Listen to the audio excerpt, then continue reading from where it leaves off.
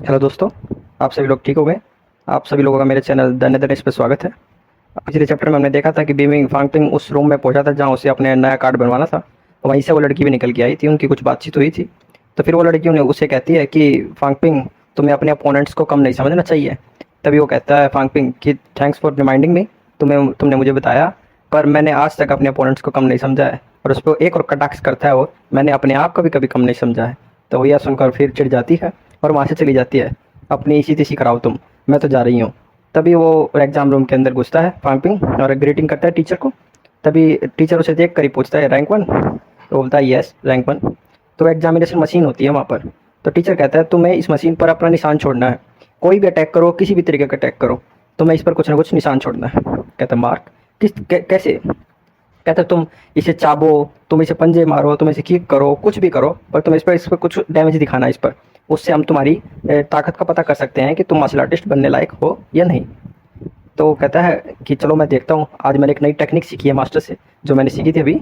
तो वही किक मारता है वो उस पर और अपनी किक में जनरेट करता है पावर को, और उस किक से उस शील्ड पर जोरदार अटैक करता है। वहाँ पर एक होल सा हो जाता है, जो प्रॉपर होल तो नहीं हो पाता, पर वहाँ पर डैमेज हो जाता है। तो टीचर कहता है इससे हो जाएगा। वहाँ पर ग्रीन लाइट चल जाती है और वो कंप्यूटर पे कहता है, देखता है और अपना उसका नया कार्ड बना के दे देता है। अब ये कार्ड तुम्हारा टेम्परेरी वाला खत्म हो गया है, अब ये नया वाला कार्ड रखो, और जब नेक्स्ट टाइम तुम ब्रेक थ्रू करोगे तुम्हें फिर से यहीं पर आना है और दोबारा टेस्ट देना है, और हम तुम्हारे कार्ड को अपडेट कर देंगे। कहता है मिड रैंक का क्या है, तुमको ज़्यादा दिमाग लगाने की जरूरत नहीं है। तो तुम ब्रेक थ्रू करोगे जैसे ही तुम्हें हमारे पास आना है, और हम तुम्हें आगे बता देंगे क्या करना है क्या नहीं करना। तो थैंक्स करता है टीचर को, और टीचर कहता है वेलकम, और वो वहाँ से चला जाता है। पर टीचर पीछे उसके जाने के बाद उस डैमेज को देखता है और उस डैमेज की सराहना करता है। कहता है एक फ्रेशमैन, और वो भी जब अभी ब्रेक थ्रू कराया जिसने मार्शल आर्टिस्ट में, उसमें पोटेंशियल है इस लड़के में। इस साल बहुत ही अच्छे स्टूडेंट्स आए हैं, बहुत ही अच्छा टैलेंटेड है। तो मेरा दिन आज पूरा हो गया। तो उसके जाने के बाद उसी रूम में जो उसके ओपोनेंट्स होते हैं, जो उससे फाइट करने वाले होते हैं, वे उसकी जांच करने आते हैं कि भाई हमारा ओपोनेंट किस तरीके की ताकत है, कितनी ताकत है। तो मशीन पर उस अटैक को देखकर कहते हैं ये अटैक तो बहुत ही कमज़ोर है, हम तो इससे बहुत ज़्यादा बेहतरीन काम कर सकते हैं।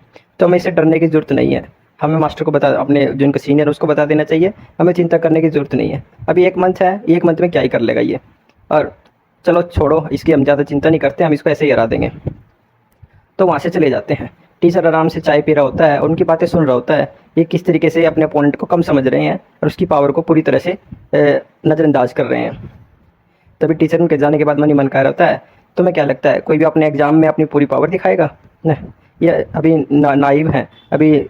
तो वो कहता है मैं समझता हूँ कि अपने अपोनेंट की जानकारी इकट्ठा करना एक समझदारी है, पर इस तरीके से लापरवाही तरीके से अपने अपोनेंट की जानकारी इकट्ठी करना तो फिर तो नज़र बेकार है, फिर तो वो हारेंगे और ये बैटल देखने लायक होगी। उस लड़के ने अपनी आउटबर्स्ट पावर 200 सीएल तक यूज की थी, और उसकी जो वाइटलिटी है वो 240 है। ये सब कुछ उसकी डिटेल वो सिर्फ उसके कंप्यूटर में देखने से पता चल जाती है, और वैसे भी वो टीचर है तो उसकी उसकी पावर जनरेट करने पर ही उसे पता चल गई थी। तो कहता है ये लड़ाई देखने लायक होगी। सीन चेंज होता है और फांगपिंग वहाँ पहुँच जाता है जहाँ उसे शूज लेने थे। तो वहाँ जाकर वो शूज़ वाली उसे बताती है, जो स्टोर रूम वाली, कि जो तुम जूते चाहते हो वो कस्टम मेड होगे, उसे बनाने के लिए हमें 1 सप्ताह लगेगा। उसकी कॉस्ट उसे एक्सप्लेन कर देती है कि मैं तुम्हें अपनी रैंक वन, तुम्हारी रैंक वन है ना, तो मैं तुम्हें रेकमेंड करती हूँ तुम ग्रेड ई एलॉय के शूज़ बनवाओ, और इसके 2 किलो के वजन के शूज़ के आपके 20 पॉइंट्स लगेंगे, और उसके जो ऊपर लेदर मटेरियल लगेगा उसके 10 पॉइंट्स लगेंगे, और जो उसकी लेबर होगी, प्रोडक्शन कॉस्ट होगी, उसकी 10 पॉइंट्स लगेंगे। इन टोटल आपके 40 पॉइंट्स लगेंगे। यह देखकर फांगपिंग बिल्कुल चौंक जाता है, इतने सारे पैसे, so expensive, 40 points are worth of 1.2 million yuan. इतने में तो मेरा घर भी नहीं आया था, मेरा घर भी 8 लाख का था।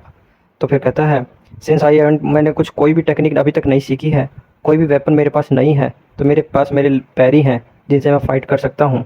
तो मुझे इन शूज़ की अभी राइट नाउ बहुत ज़्यादा ज़रूरत है, तो मुझे इस पर एक अपना एक्सपेंस कर देना चाहिए, खर्च कर देना चाहिए। तो फिर भी वो बिल्कुल झिझकते हुए ऑल राइट, आल्सो मैं अपने एक डी ब्रास नकल्स भी लेना चाहता हूँ, जो हाथ में पंजे में फंसा कर वो नकल्स होते हैं वे यूज करते हैं। वो कहता है मैं इन्हें भी लेना चाहता हूँ। तो वो अपना कार्ड उसे दे रहा होता है, पर वो कार्ड छोड़ नहीं रहा होता है। वो कस्टमर सेल्समैन उसे कार्ड खींच रहा होता है हाथ से। कहता है वो तो जो नकल्स हैं स्टॉक में है, पर आप कार्ड तो छोड़िए एक बारी। तो वो जो नकल्स उसके सामने आ जाता है एक बॉक्स के अंदर। कहता है ये सिंपल सा नकल, जो स्मॉल नकल है, ये भी 10 पॉइंट्स का है, तो मेरे तो 40 पॉइंट्स का चूना लग गया आज। और वो बाहर निकलता है और उसकी आंखों से आंसू निकल रहे होते हैं। बीइंग ए मार्शल आर्टिस्ट बहुत ही महंगा पड़ रहा है मुझे, मेरे 50 क्रेडिट पॉइंट्स ऐसे ही खर्च हो गए आज। चलो मुझे अभी चांग ली से जाके मिलना होगा, मुझे अपनी कंपनी के हालचाल पूछने होंगे, मुझे थोड़ा और पैसा कमाना होगा अगर मुझे मार्शल आर्टिस्ट बने रहना होगा। तो वो अपनी एक फेक कंपनी जो स्टारबक्स की कॉपी बनाई होती है उसने इस वर्ल्ड में, वहाँ पहुँचता है और वो कहता है प्रेसिडेंट फांग ओवर देयर, वहाँ का जो मैनेजर होता है जिससे उसकी बात हुई थी कि मैं तुम्हें मार्शल आर्टिस्ट बनाने में मदद करूँगा, तुम मेरी कंपनी चलाना। तो वो वहाँ पर आता है और वो मैनेजर उसे हाथ दिखाकर कहता है मैनेजर इधर। तो वो वहाँ पर पहुँचता है, कहता है तुम बहुत ही टाइम के पक्के हो, तुमने मेरी स्मॉल कंपनी बहुत ही कम समय पे खड़ी कर दी। कहता है इतने भी मेरी तारीफ मत कीजिए सर। तभी एक बॉक्स ला के वो वहाँ पर रख देता है, इसमें कुछ 10 ऑर्डिनरी पिल्स हैं जो तुम्हारे लिए काम आएंगे। अब मुझे इनकी अभी ज़रूरत नहीं है, तुम इसे यूज़ कर सकते हो या तुम इन्हें बेच सकते हो, बेच कर इस कंपनी में लगा सकते हो फंड को।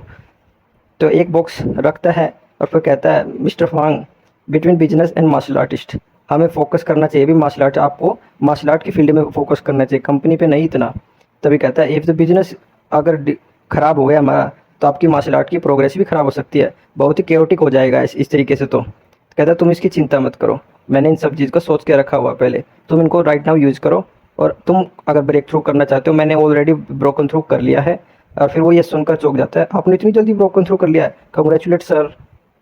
कहता है मेरे सर तो बहुत ही इंटेलिजेंट है, उन्होंने एक ही सप्ताह के अंदर ब्रेकन थ्रू कर लिया है और अपना बिजनेस भी खड़ा कर लिया है, ये बहुत ही होशियार है।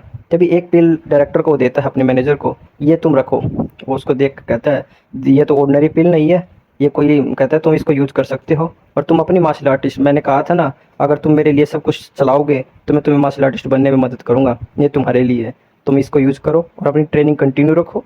कहता है फिर वो उसको ग्रीट करता है कि मिस्टर फांग, मैं बहुत अपनी पूरी कोशिश करूँगा इस कंपनी को चलाने की और अपना बेस्ट करूँगा मार्शल आर्टिस्ट बनने में भी।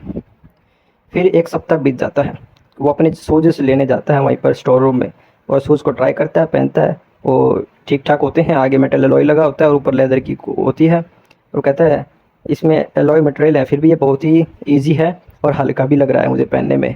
तभी जो जिसने ये बनाए थे वो कहता है इंडीड, हम ये शूज़ इसी तरीके से बनाते हैं, हमारी magic university manufacture are best. वो अपनी तारीफ़ कर रहा होता है, वो कहता है चलो मेरे साथ, अब इनको टेस्ट करने की बारी आ गई है। वो एक रूम में लेके जाता है जहाँ पर बहुत सारी स्वॉर्ड्स, ब्लेड्स, स्टील फंसी होती हैं दीवारों में। वो उसे कहता है जो बूढ़ा कि ये रूम इसी तरीके से डिज़ाइन किया गया है कि इस पर आप किसी भी वेपन्स को टेस्ट कर सकते हैं और ये डैमेज झेल लेगा ये रूम। कहता है you can test your weapons and comfortably है, यहाँ पर आसानी से तुम प्रयोग कर सकते हो, अपनी पावर का यूज़ कर सकते हो।